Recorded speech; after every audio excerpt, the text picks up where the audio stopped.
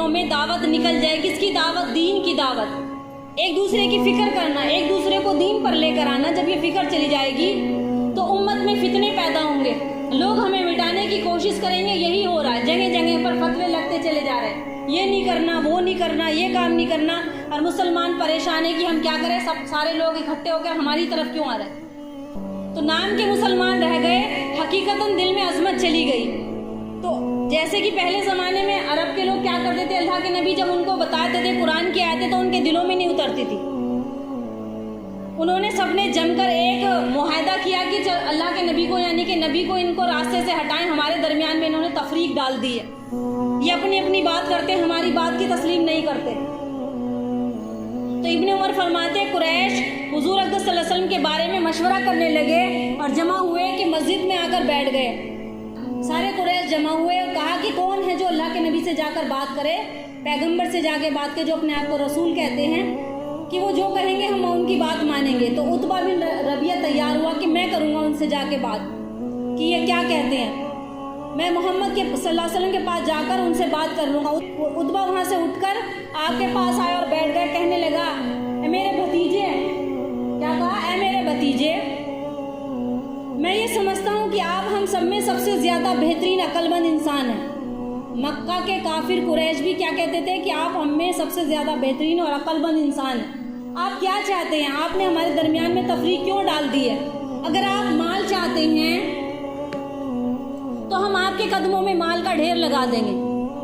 اگر آپ مال چاہتے ہیں تو مال کا ڈھیر لگا دیں گے, جو آپ کہو گے وہی کریں گے. اگر آپ کو کوئی بیماری ہے, کوئی آپ کو جناتی اثر ہے, تو ہم وہ بھی آپ کے علاج میں جو بھی خرچ آئے گا ہم کریں گے.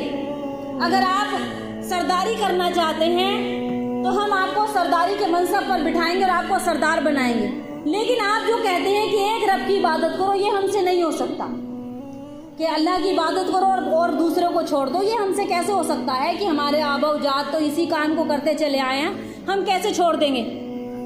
تو اس طرح کی باتیں عتبہ بن ربیعہ نے اللہ کے نبی کے سامنے کہی کہ آپ کی قوم اس بات کی ذمہ دار ہے کہ وہ آپ کو اتنا مال جمع کریں گے آپ کے پاس کہ سب سے زیادہ مالدار آپ ہی کہلائیں گے.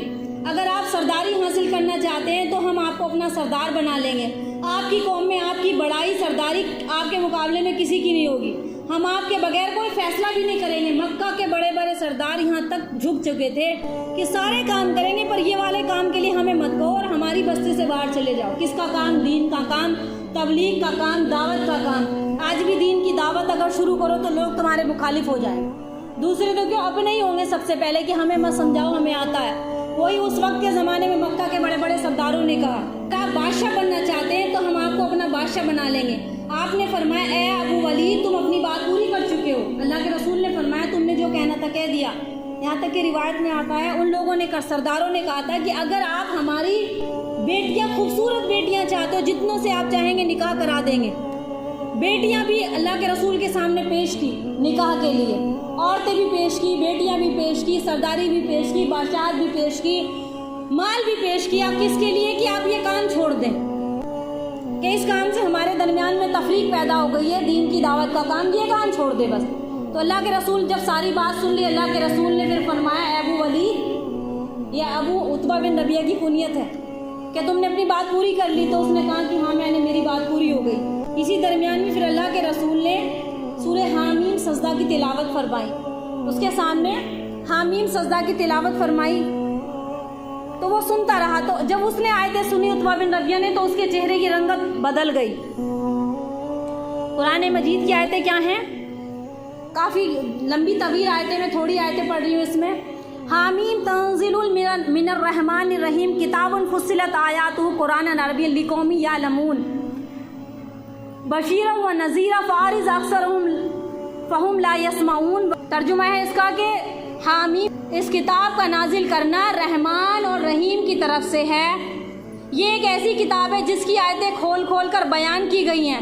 یعنی قرآن عربی زبان میں نازل کیا گیا ہے تاکہ لوگ اسے سمجھیں, تاکہ لوگ اسے خوشخبری دینے والی اور ڈر سنانے والی ہے. اکثر لوگ نے اس سے اعراض کیا ہے, پھر وہ سنتے ہی نہیں.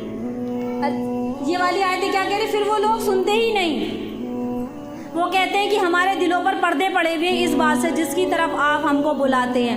ہمارے کانوں میں ڈانٹ پڑ گئے ہیں، تمہارے درمیان میں ایک پردہ ہے، آپ اپنا کام کیجئے، ہم اپنا کام کرتے ہیں۔ کافی طویل آیتیں، کافی لمبی آیتیں وہ پڑھی تو عتبہ بن ربیعہ کا ذہن بالکل بدل گیا، اس کے چہرے کی رنگت اڑ گئی اور پھر وہ کھڑا ہو گیا، وہاں سے جانے لگا، اس نے کچھ نہیں کہا۔ تو جب وہ اپنی قوم کے پاس پہنچا، قریش کے پاس، تو قریش نے اس کا جو چہرہ وہ لے کر گیا تھا، مکہ کے جو سردار تھے وہ کھڑے ہوئے تھے اس وقت، اور کھڑے ہو کر کیا کہنے لگے کہ جس حالت میں عتبہ تم گئے تھے اس حالت میں واپس نہیں آئے، تم پر بھی محمد نے اعوذ باللہ کہ جادو کر دیا ہے صلی اللہ علیہ وآلہ وسلم، کیا تم پر بھی جادو کر دیا ہے، تمہاری رنگت توڑ گئی ہے۔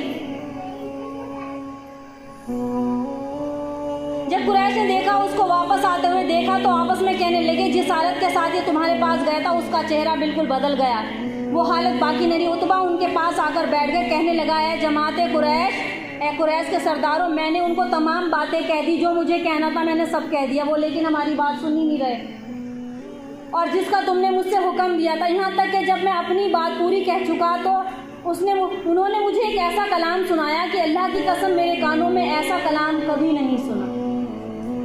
پہلی بار جب انہوں نے قرآن کی آیت سنی تو ان کے دل بدل گئے، کہا کہ میں نے ایسا کلام تو کبھی سنا ہی نہیں، مجھے کچھ سمجھ میں نہیں آ رہا تھا، میں کیا جواب دیتا، میں تو بس کھڑا ہوا سنتا رہا۔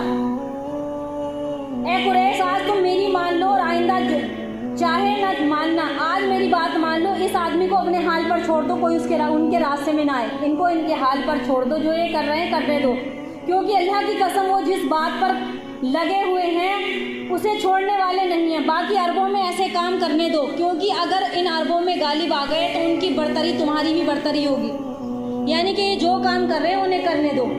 یہ کیا بات ہو رہی ہے؟ یہ دین سے ہٹانے کی بات ہو رہی ہے۔ آج بھی مسلمانوں کو دین سے ہٹانے کی بڑی بڑی سازشیں کی جا رہی ہیں۔ ہمارے بچے بیچارے قرآن کا ایک آیت کا ترجمہ نہیں سمجھتے، قرآن پر دل کیسے لگے گا؟ کیونکہ اللہ کے رسول نے فرمایا، کیا فرمایا کہ جس دل میں قرآن کریم کا کوئی بھی حصہ محفوظ نہیں وہ ویرانے گھر کی طرح ہے۔